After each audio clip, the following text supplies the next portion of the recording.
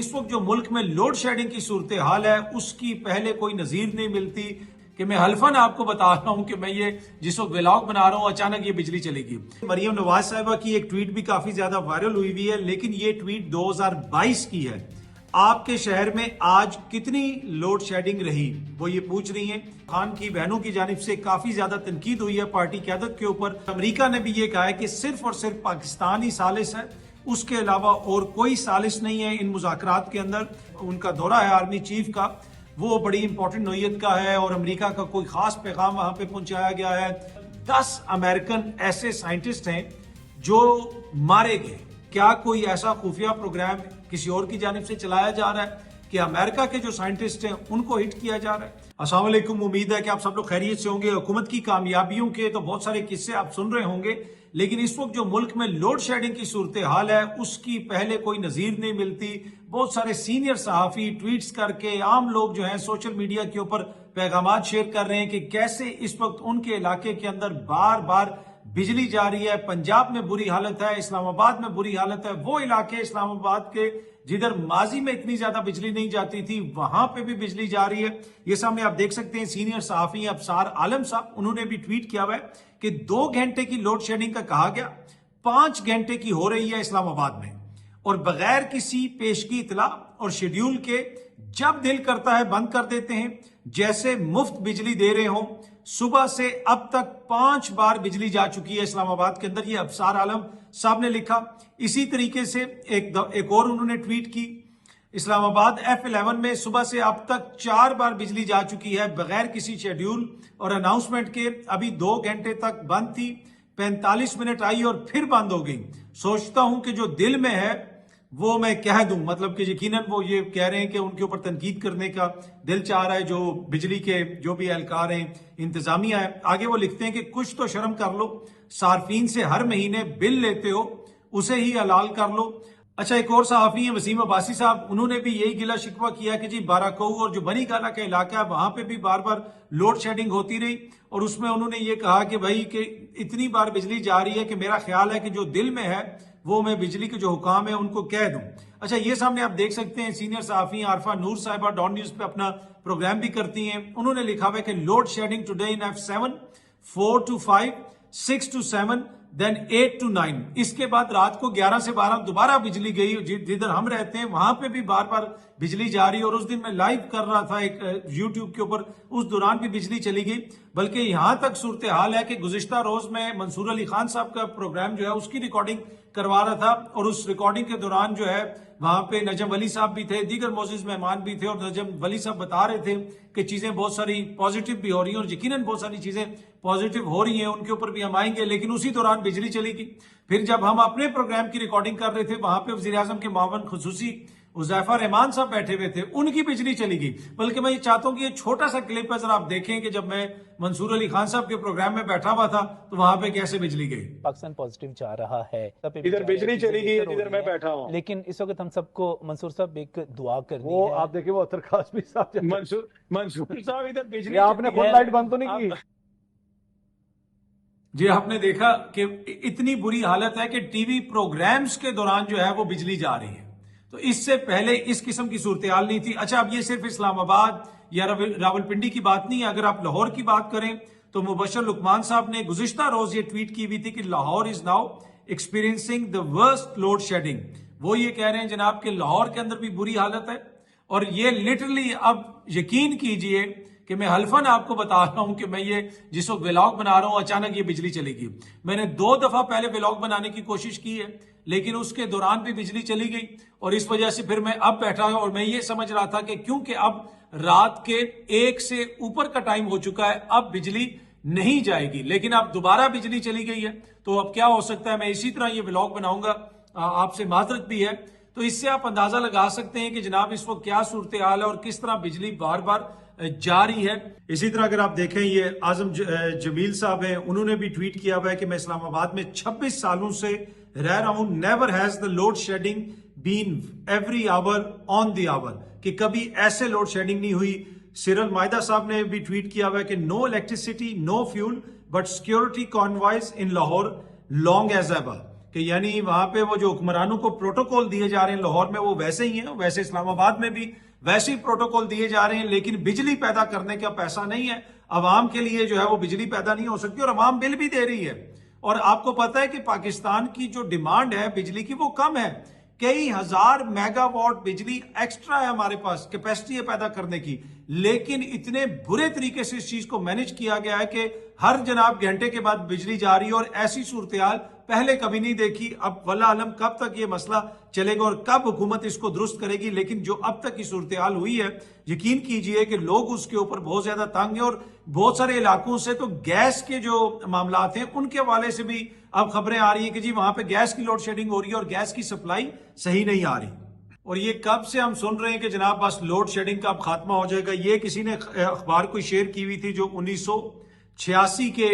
سے پہلے کی اخبار ہے، اور اس میں لکھا ہوا ہے کہ جو لوڈ شیڈنگ کا مسئلہ ہے وہ 1986 تک جو ہے وہ حل ہو جائے گا۔ اس وقت ہم 2026 میں بیٹھے ہوئے ہیں، 40 سال ہو چکے ہیں جناب، 40 سال، لیکن ابھی تک یہ مسئلہ نہیں حل ہو سکا۔ اور اس وقت 1986 میں پنجاب میں کس کی حکومت تھی تھوڑا سا گوگل کیجئے گا تاکہ آپ کو پتا چل جائے، اور اس سے آج ہم 2026 میں پہنچ گئے۔ 2026 میں یہاں پہ کس کی حکومت ہے وہ بھی آپ کے سامنے ہے، لیکن لوڈ شیڈنگ کا ہمارا جو مسئلہ ہے وہ ابھی تک حل نہیں ہو سکا۔ تو جناب لوڈ شیڈنگ کے حوالے سے مریم نواز صاحبہ کی ایک ٹویٹ بھی کافی زیادہ وائرل ہوئی ہے، لیکن یہ ٹویٹ 2022 کی ہے۔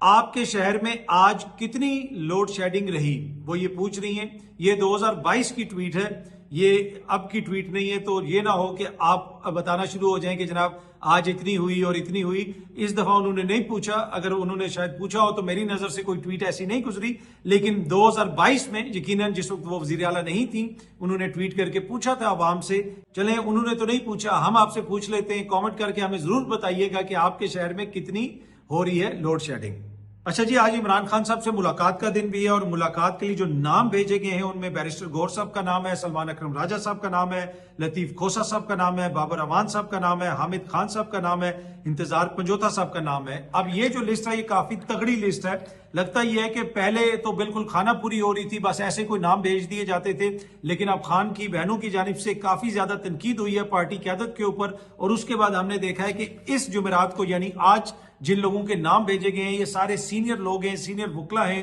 پاکستان تحریک انصاف کے سینئر رہنما ہیں، تو دیکھتے ہیں جناب کہ آج ان کی ملاقات ہو سکتی ہے یا نہیں ہو سکتی۔ اچھا جی، پازیٹیو بات جو ہو رہی تھی منصور علی خان صاحب کے پروگرام کے اندر بھی، اور وہ ایک دم سے بجلی چلی گئی، وہ پازیٹیو بات یہ ہے کہ اس وقت جو ہے پاکستان جو سفارتکاری کر رہا ہے پوری دنیا اس کی موطرف بھی ہے، اور امریکہ نے بھی یہ کہا ہے کہ صرف اور صرف پاکستان ہی ثالث ہے، اس کے علاوہ اور کوئی ثالث نہیں ہے ان مذاکرات کے اندر، اور مذاکرات کا جو اگلا راؤنڈ ہے وہ بھی پاکستان میں ہی ہوگا، اور اگر وہ ہوتا ہے تو اس وقت پاکستان کے جو وزیر اعظم ہیں وہ سعودی عرب میں موجود ہیں، پاکستان کے آرمی چیف جو ہیں وہ ایران میں موجود ہیں، الجزیرہ نے یہ خبر جو ہے وہ بریک بھی کی، بلکہ عرب میڈیا نے اس کے اوپر اس کو رپورٹ بھی کیا، اور بعد میں بھی الجزیرہ یہ رپورٹ کرتا رہا کہ وہ جو ان کا دورہ ہے آرمی چیف کا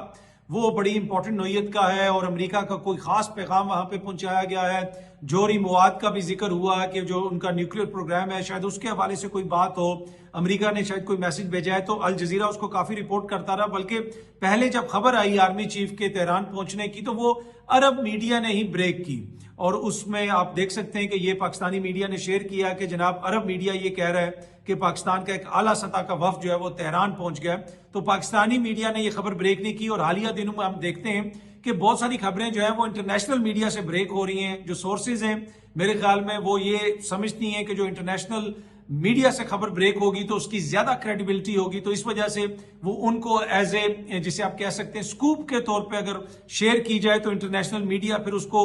بریکنگ بھی چلائے گا، اس کو رپورٹ بھی کرے گا، تو میرے خیال میں وہ دونوں سائیڈ کے جو ضروریات ہیں وہ اس کو ایک طرح سے پوری کر دیتے ہیں، ان کو سکوپ مل جاتا ہے، ان کی جو خبر ہے وہ عالمی سطح پہ ایک دم سے سامنے آ جاتی ہے۔ لیکن یہ تنقید یقیناً پاکستانی میڈیا پہ ہو رہی ہے کہ جی پاکستان کا اعلیٰ سطح کا وفد تہران پہنچا اور پاکستانی میڈیا جو ہے وہ عرب میڈیا کو کوٹ کر کے بریکنگ نیوز دے رہا ہے۔ لیکن جس طرح میں نے پہلے بھی کہا کہ یقیناً جو خبر ہے حکومت کی جانب سے کسی بھی پاکستانی صحافی کو نہیں دی گئی، اور یہ جو عرب میڈیا ہے یہ تو نہیں ہے کہ وہ 24 گھنٹے بیٹھا ہوا ہے صحافیوں کے ساتھ اور صحافیوں کا ایکسیس ہے، یقیناً حکومتی جو سورسز ہیں وہی یہ خبر دیتے ہیں، اس میں کوئی ایسا راکٹ سائنس تو ہے نہیں ہے، اور انہوں نے اس کو دی خبر، یعنی عرب میڈیا کو دی، اور اس کی بنیادی وجہ یہ ہے کہ وہ یہ چاہتے ہیں کہ جی انٹرنیشنل میڈیا پہ ہماری خبر پہلے آئے، اور اس وقت جو پاکستانی میڈیا کی صورتحال ہو گئی ہے، اور اسی طرح اگر چیزیں چلتی رہی تو پاکستانی میڈیا اسی طرح ہو جائے گا جس طرح انڈین میڈیا ہے کہ جس کو کوئی سیریس ہی نہیں لے گا۔ یہ دیکھنے کی ضرورت ہے خود بھی میڈیا کو، جو لوگ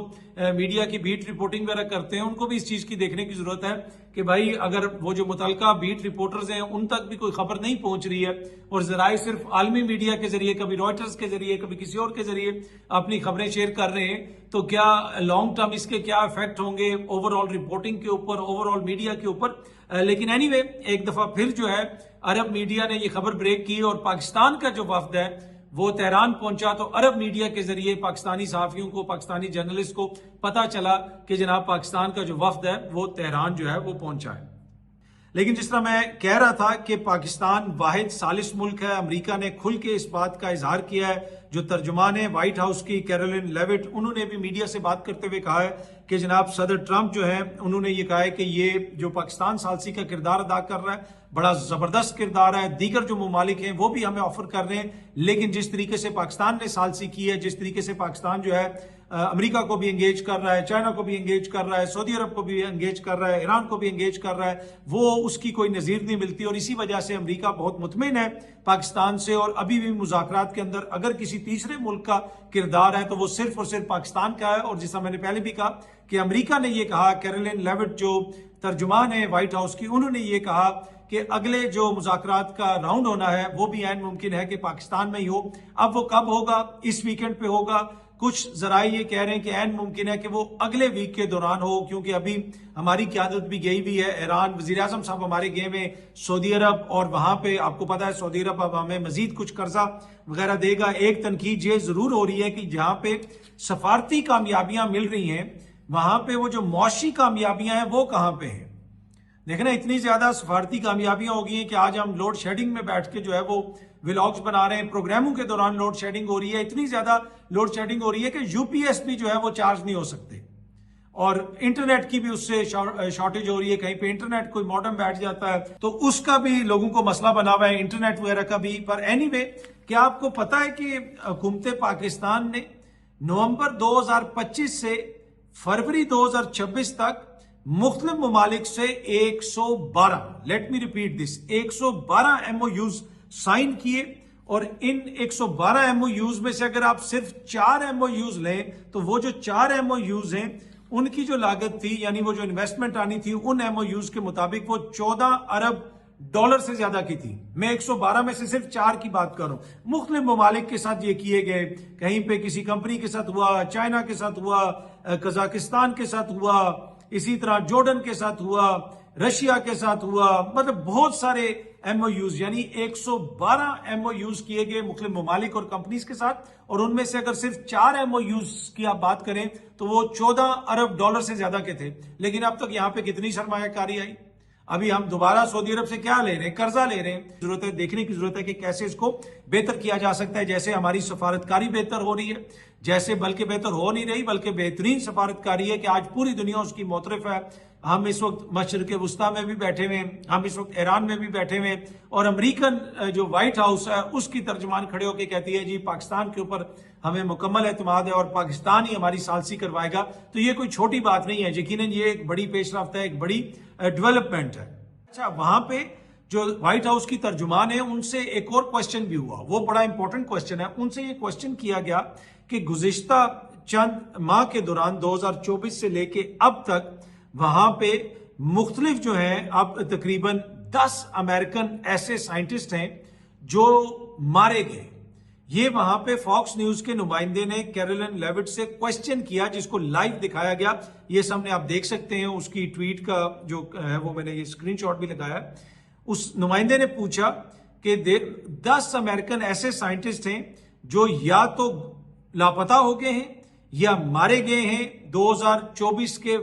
وسط سے لے کے، یعنی مڈ 2024 سے لے کے, اور یہ جتنے بھی سائنٹسٹ تھے ان کے پاس کلاسیفائڈ جو نیوکلیئر یعنی جوہری مواد کے ساتھ یہ کام کرتے تھے یا اس حوالے سے ان کے پاس معلومات تھیں. تو کیا آپ کو پتا ہے کہ یہ کدھر غائب ہوئے, کس نے ان کو مارا؟ تو انہوں نے کہا جی ہم نے یہ رپورٹ دیکھی ہے اور میں جو ریلیونٹ اتھارٹیز ہیں ان سے پوچھوں گی اور پھر آپ کو بتا سکوں گی. لیکن یہاں پہ بڑا کوشچن یہ بنتا ہے کہ کیا جس طریقے سے ایران کے اندر ایران کے جو جوہری سائنٹسٹ تھے ان کو ٹارگٹ کیا گیا, تو کیا کوئی ایسا خفیہ پروگرام کسی اور کی جانب سے چلایا جا رہا ہے کہ امریکہ کے جو سائنٹسٹ ہیں ان کو ہٹ کیا جا رہا ہے؟ کیا ان خبروں میں صداقت ہے؟ یہ ایک بڑا جسے آپ کہہ سکتے ہیں امپورٹنٹ کوسچن کیا گیا, جس کو بعد میں فاکس نیوز نے ٹویٹ بھی کیا. آپ دیکھتے ہیں کہ امریکن گورنمنٹ اس حوالے سے کیا تفصیلات شیئر کرتی ہے. اچھا جی, آخر میں ایک اور خبر آپ کے ساتھ شیئر کرنی ہے. سینئر صحافی ARY نیوز کے ساتھ وابستہ اقرار الحسن صاحب نے ARY نیوز سے استعفیٰ دے دیا ہے, کیونکہ اب وہ اپنی تمام تر جو ان کی انرجیز ہیں وہ عوام راج ان کی جو پارٹی ہے, جو تحریک ہے, اس کے لیے وہ وقف کر دیں گے. تو انہوں نے یہ کہا کہ یہ نہیں ہو سکتا کہ جناب میں اپنا پروگرام بھی کرتا رہوں اور ساتھ یہ جو سیاسی تحریک ہے اس کو آگے بڑھاؤں. تو اس کی وجہ سے انہوں نے ARY نیوز سے استعفیٰ دے دیا ہے اور باقاعدہ انہوں نے ایک اس کے حوالے سے ایک ویڈیو پیغام بھی جاری کیا. بہت جلد آپ سب دوستوں سے دوبارہ ملاقات ہوگی. Thank you very much.